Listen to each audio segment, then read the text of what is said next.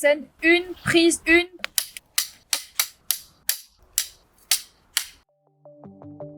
Notre court-métrage s'appelle Éphémère. Donc on a décidé de tourner tout le scénario autour du feu, qui est le thème du Nikon Film Festival. On suit notre personnage principal qui s'appelle Lou, qui a l'air plutôt angoissée lors d'une soirée entre amis. On comprend après qu'elle va devoir les quitter pour aller faire ses études à Montréal, d'où le fait qu'elle soit assez angoissée. Le feu est ultra important dans le scénario parce qu'en fait il symbolise le fait que la soirée soit éphémère.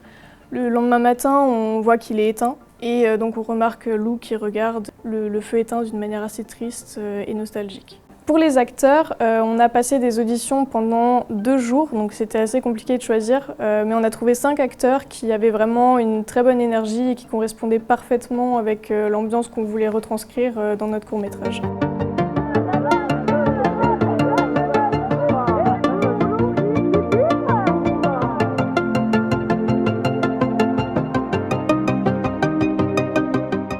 Petite anecdote aussi, le cadre photo que vous voyez à la fin du court-métrage, c'est en fait un photomontage parce qu'on n'a pas du tout réussi à réunir les acteurs avant le jour du tournage.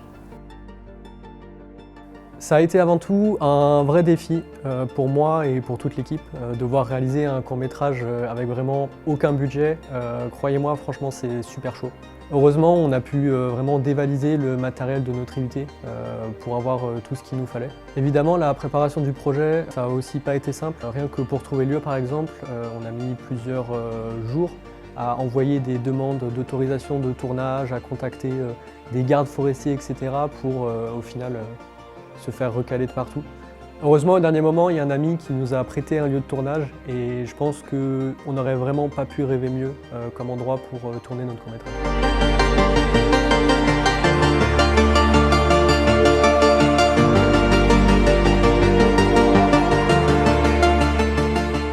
On y est, jour J, chacun arrive sur le lieu de tournage, on prépare tous notre matériel, moi à la lumière, Maxime à la caméra, Enzo et Ethan au son. Les acteurs révisent leur texte et s'échauffent la voix. Et évidemment, Elisa qui supervise le tout en tant que réalisatrice. Il est 22h30, tout le monde est en place, tout est prêt, on va enfin pouvoir commencer à tourner. Action!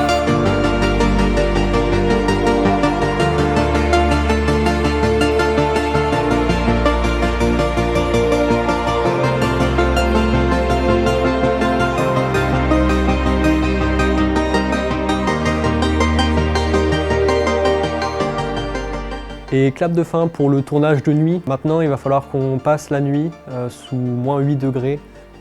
Croyez-moi, je pense qu'on a tous passé de meilleures nuits dans nos vies. Le matin, tout le monde se réveille. C'était compliqué, mais on remet tout le matériel en place, les lumières, la caméra, etc. Et on est parti pour tourner les 2-3 plans qui nous manquaient.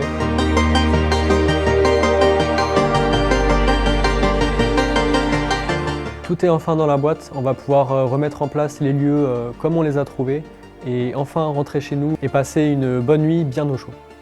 Alors concernant la post-production, quand j'ai regardé les rushs, je me suis rendu compte qu'aucun n'était stabilisé alors qu'il le devait. Donc après avoir trié tous les rushs, j'ai dû tout monter. Une autre petite galère, le son. Il y a des crépitements, des fois on entend des bruits de fond. Ça a été un peu la galère à monter. Donc j'ai dû bidouiller avec des bouts de piste, des bouts de blanc où on n'entendait rien pour que le son soit à peu près harmonieux au niveau de la vidéo finale. L'étalonnage, c'est pas moi qui l'ai effectué et c'est là que je remercie Jean-Marc Weiss et Ethan Elharar. Ils ont fait un travail formidable sur tout ce qui était éclairage, surtout pour donner cette ambiance très cosy au feu. On voulait une composition musicale originale et je remercie l'artiste à qui on a fait appel pour avoir composé cette musique que vous pouvez entendre tout le long du court-métrage et qui s'adapte parfaitement à l'ambiance du film.